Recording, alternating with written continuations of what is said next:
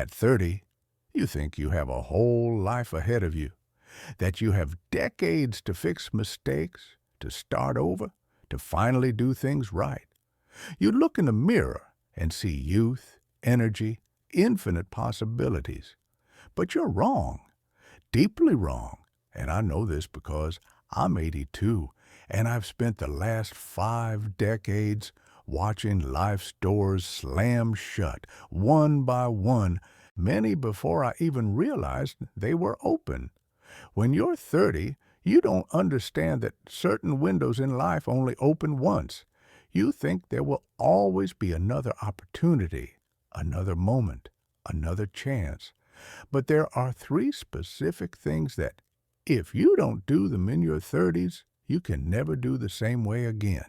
And before you think I'm being dramatic or pessimistic, let me tell you what I learned in the most painful way possible. I wasted my 30s believing the lies everyone told me. I worked 60, 70 hours a week, building a career, postponing life, promising myself that everything would be different when I hit 40, when I hit 50. And you know what happened? I woke up one day at 63, alone in my apartment, staring at the empty walls, realizing I had lost absolutely everything that truly mattered. My wife had left me 15 years earlier. My kids barely called. My friends had given up inviting me to anything because I was always too busy. And there, in that deafening silence, I understood that I had thrown away the only things that give meaning to human existence. All for what? For a promotion that meant nothing, for a salary that only bought things I didn't need, for the approval of people who didn't even remember my name. When I turned 32, my daughter was born. I remember holding that tiny human being in my arms and promising myself I'd be different from my dad, that I'd be present, that I'd be a real father. But do you know how many times I put her to bed in her first year of life? I can count them on one hand. I was always working, always busy, always chasing something that seemed more important at the moment. She's 50 now, and when we talk, which isn't very often, I feel the weight of the distance between us. A distance I built myself, brick by brick. During all those years, I thought I had time. My son was born when I was 35. Same promise, same mistake. He stopped trying to have a real relationship with me when he was around 15. He just gave up. And I didn't even notice at the time because I was too busy closing deals, traveling, building an empire that means absolutely nothing today. You know what hurts the most? Realizing I wasn't really living. I was just existing, going through the motions, following a script that wasn't even mine. And I'm sure you feel this sometimes too, this feeling of being stuck in a life that isn't the one you dreamed of. Tell me in the comments below. Do you also feel like you're living on autopilot? You can just write, I feel like I'm living on autopilot because, and finish the sentence. You don't need a lot of detail. But you know why this matters? Because when we share these things, we realize we're not alone, and maybe that's the first step to truly waking up. So tell me, are you on autopilot too? Now let me tell you about the 3 things your 30s are your last real chance to do. And I'm not talking about obvious things like having kids or buying a house. I'm talking about deeper, more fundamental things, things that will determine who you'll be for the next 50 years of your life. The first is building deep, true relationships. I'm not talking about having a lot of friends or a big social network. I'm talking about forging genuine human connections with people who will truly know you, who will stand by you when everything falls apart, who will share your life in a meaningful way. And here's the brutal truth no one tells you. After 40, it becomes exponentially harder to make real friends. People already have their established circles, their families, their routines. Everyone is too busy, too tired, too judgmental. In your 30s, you still have enough energy, openness, and vulnerability to let other people truly into your life. You haven't built the walls as high as you will later. I had 3 very close friends in my early 20s, Mark, David, and Chris. We were inseparable. We shared everything, dreams, fears, frustrations, joys. And you know what I did in my 30s? I let those friendships starve. I was too busy with work to call, to meet up, to keep the connections alive. Mark died of cancer at 53. I found out by chance, saw it in the paper. I didn't even go to the funeral because I was too ashamed for not having been present in his life for over 20 years. David moved to Seattle, and I completely lost touch. Chris tried to keep the friendship going for years. He'd call, invite me, text me, until one day he just stopped. And I didn't even notice until much later. Now I'm 82, and I can count on my fingers the people who actually care if I'm alive or dead. And this isn't a complaint, it's a realization of what I created myself.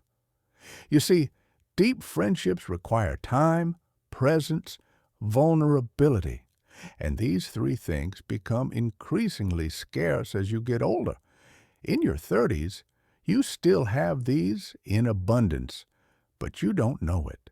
You think there will always be time later to cultivate relationships, but there isn't.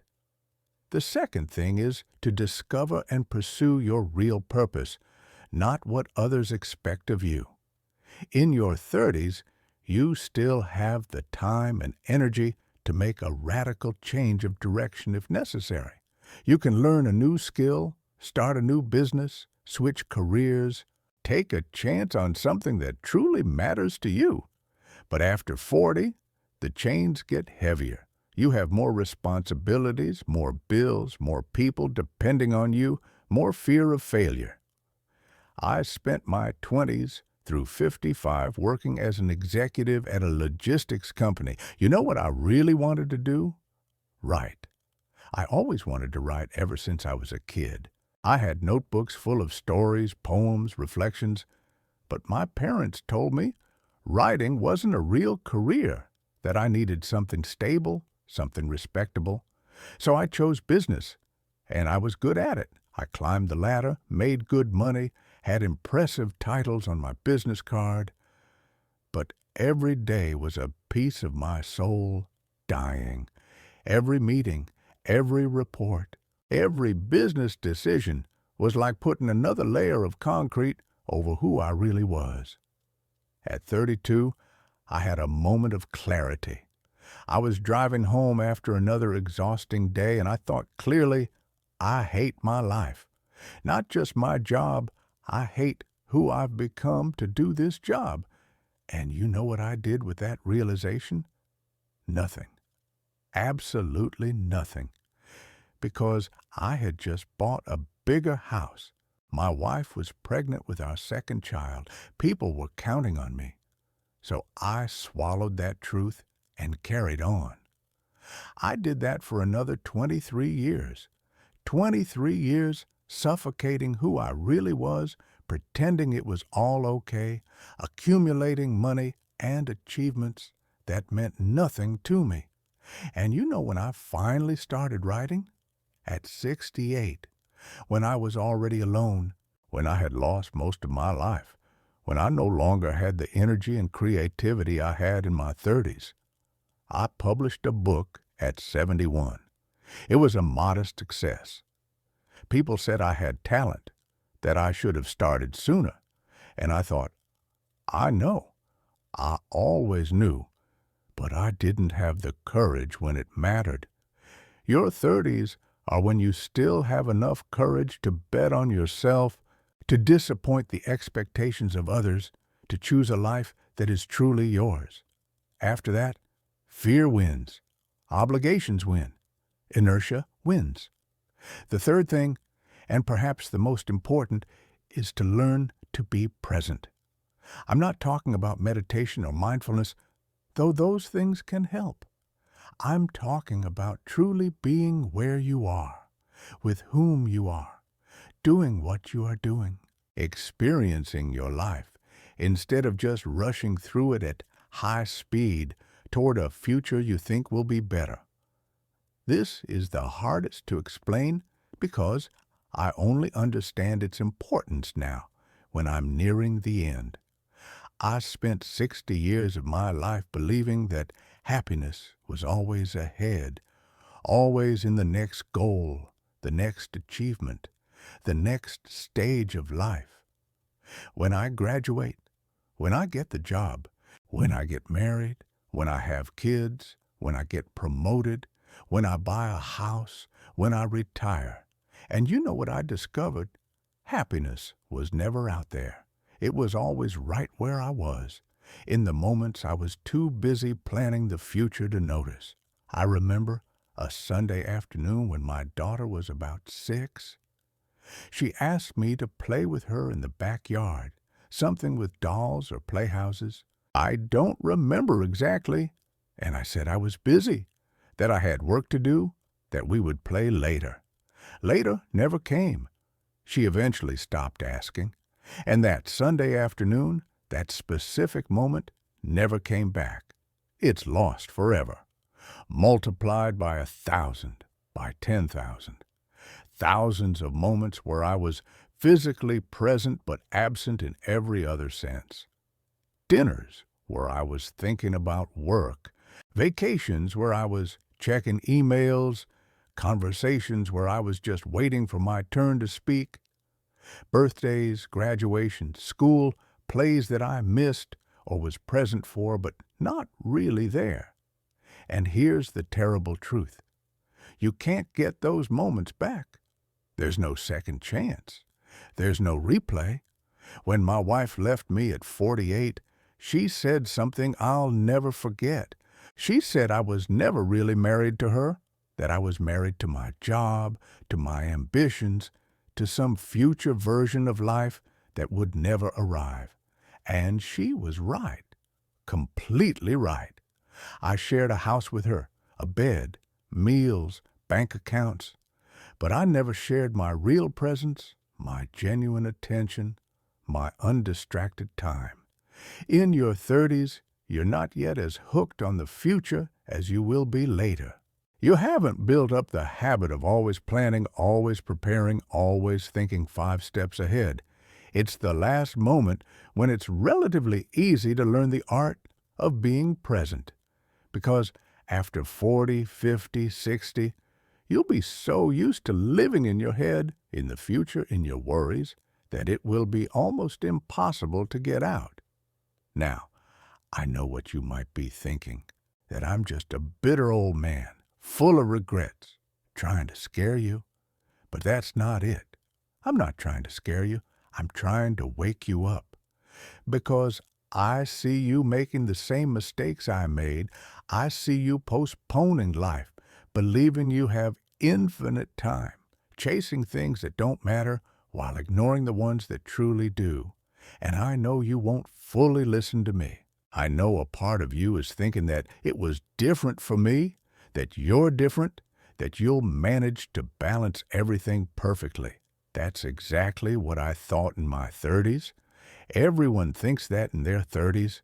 The problem is, you don't see time passing until it's already gone. You wake up one day at 50, 60, 70, and wonder where it all went. And the answers are always the same. It went to work, it went to obligations, it went to fear, it went to procrastination, it went to the belief that you had more time. Let me tell you about my friend Carlos. I met him when I was already in my early 60s at a support group for divorced men. Carlos had just turned 40 and was devastated. His wife had just filed for divorce. His teenage kids barely spoke to him. His career was stalled, even though he'd worked like a dog for 15 years. And he told me something I'll never forget. He said, "I did everything right. I did exactly what I was supposed to do. I worked hard, provided for my family, followed all the rules. How did I end up here?" And I had to tell him the brutal truth. He didn't do everything right. He did what everyone said was right, but he didn't stop to question if it actually made sense for his life. He followed the script society writes for everyone. Study, work, get married, have kids, work harder, earn more, buy more, work even harder. And in the middle of it all, he forgot to live. Carlos had a second chance. He was only 40, still young enough to rebuild, to change, to do things differently. And you know what he did? 2 years later, he was back in the same pattern, a new relationship he was already neglecting for work, the same excuses, the same cycle.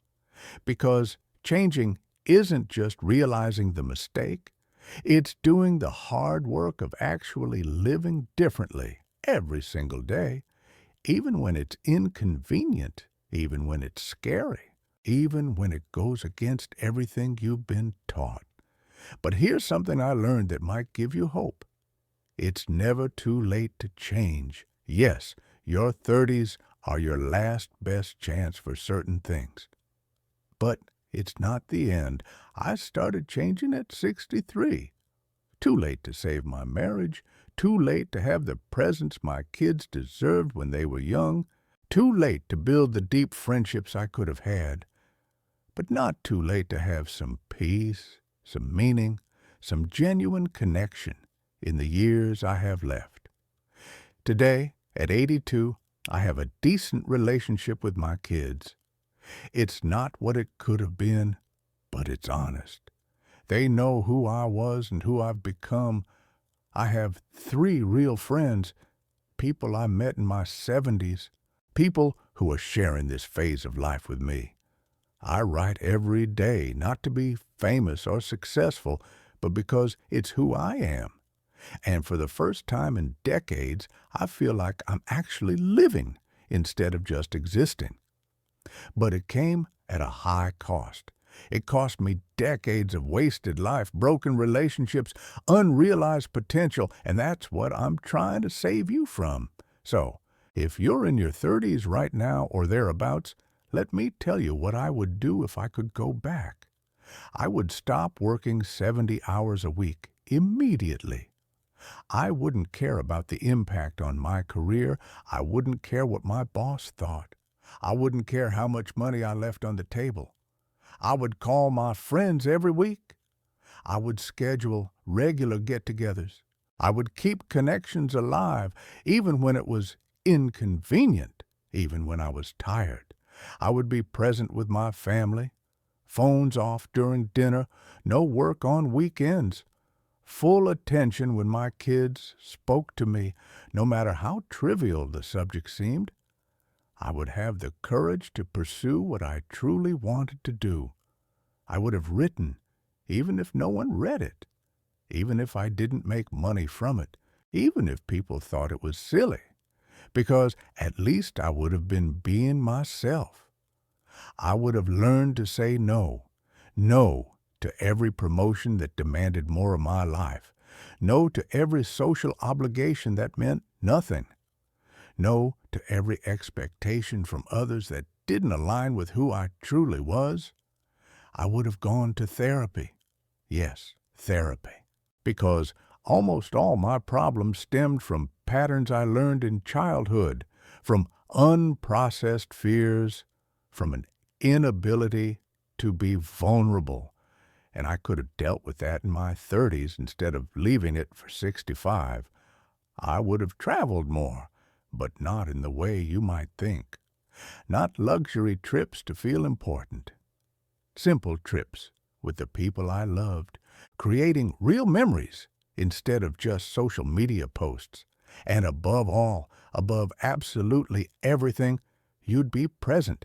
You'd live each day as if it were your only day, because in the end, you discover that each day truly is your only day. You only live each day once, and once it's gone, it's never coming back.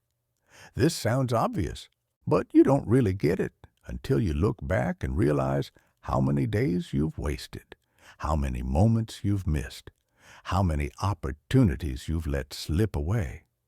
Now, I could end here with some comforting words about how everything will be okay, about how you'll manage to balance it all perfectly if you just try hard enough. But that would be a lie. The truth is, you can't have it all. You're going to have to make choices, hard choices, and those choices will define your life. If you choose career above all else, you'll have professional success, but you'll likely lose deep relationships, health, presence, joy.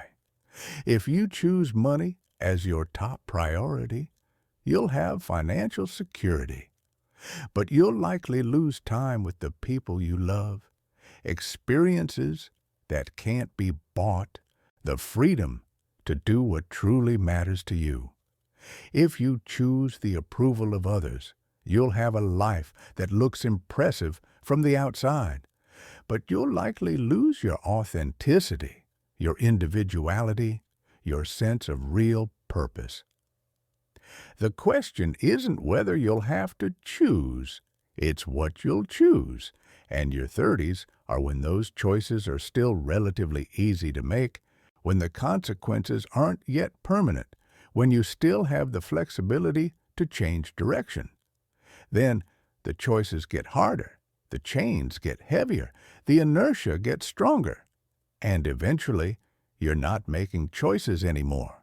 You're just living with the consequences of the choices you made or didn't make decades ago. There's a quote I read somewhere recently, I don't remember where, but it stuck with me. It went something like this: life is a series of choices between your present self and your future self. And almost always we choose the present self. We choose immediate comfort over long-term meaning. We choose instant gratification over lasting fulfillment. We choose the easy path over the right path. And that's human. It's understandable. But it's also why most people reach the end of their lives with a pile of regrets bigger than their accomplishments. I don't want you to be one of those people. I don't want you to get to 82 and realize you've wasted your life chasing the wrong things. So here's my challenge to you. Grab a piece of paper right now. Seriously, pause and grab a piece of paper.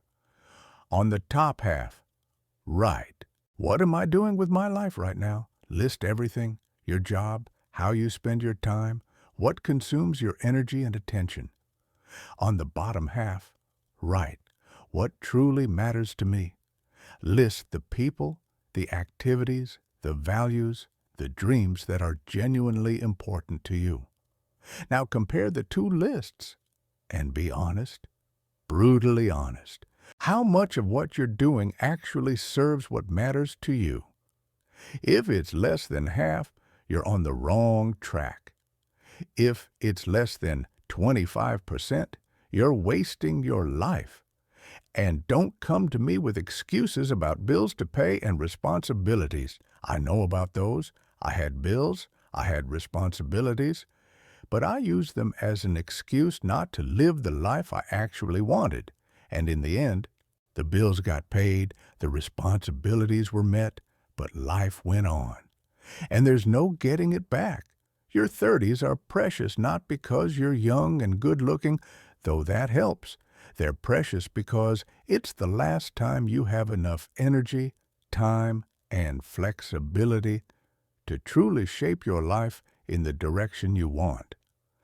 After 40, you can still change, but it's much harder.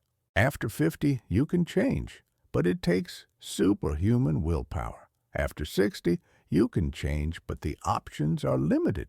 And after 70, as I am now, you mostly accept who you've become and try to make the best of the time you have left. Don't waste it. Please, for the love of all that is holy, don't waste it. Choose real relationships over superficial connections. Choose purpose over mere success. Choose presence over constant preparation for a future that may never arrive. And if you're reading this and you're over 40, 50, 60, don't think it's too late. You can still change. You can still choose differently. But be honest about how much time you truly have and don't waste it on more procrastination. Make the changes now. Today, not tomorrow, not Monday, not when things settle down. Today. If you've made it this far, it's because something in this story has resonated with you. Maybe you're starting to see your life differently, to question if you're on the right path. You're not alone. This channel exists for people who want to wake up before it's too late, who want to hear truths that nobody else has the courage to speak. Subscribe here for more real stories, more lessons that take a lifetime to learn, wisdom that can save you decades of regret. If this video made you think, even if it was uncomfortable, please hit that like button. It helps these messages reach more people who need to hear them. And tell me in the comments below, which of these 3 things do you most need to change in your life right now? Relationships, purpose, or presence? Or maybe all 3?